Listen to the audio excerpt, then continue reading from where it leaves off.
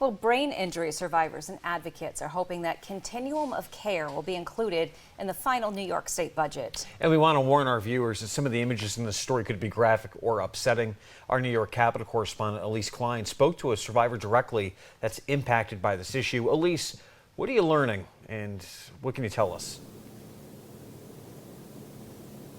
Nick, Renata, good evening. I spoke to a family today and a survivor who told me navigating the recovery process can be very difficult and can at times feel hopeless. They say programs to connect survivors with continuing support services is essential.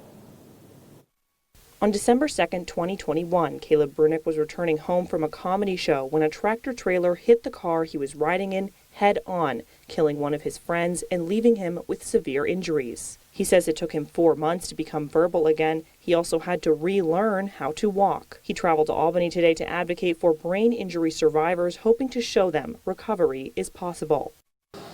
Having a brain injury, yes, is a terrible thing, but it's not the end. Brain injuries are not a death sentence.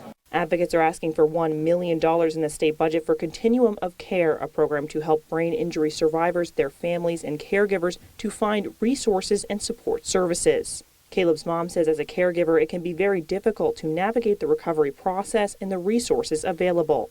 From the very beginning, we were given no hope to a quality of life if he was to survive.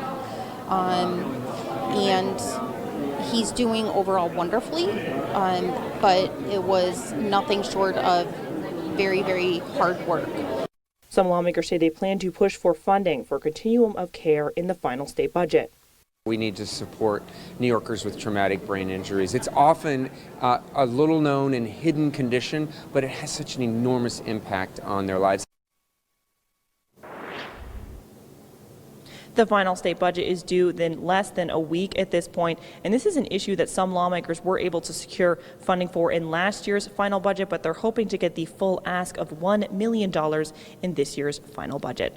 Reporting live, Elise Klein, WENY News. Nick, Renata, back to you.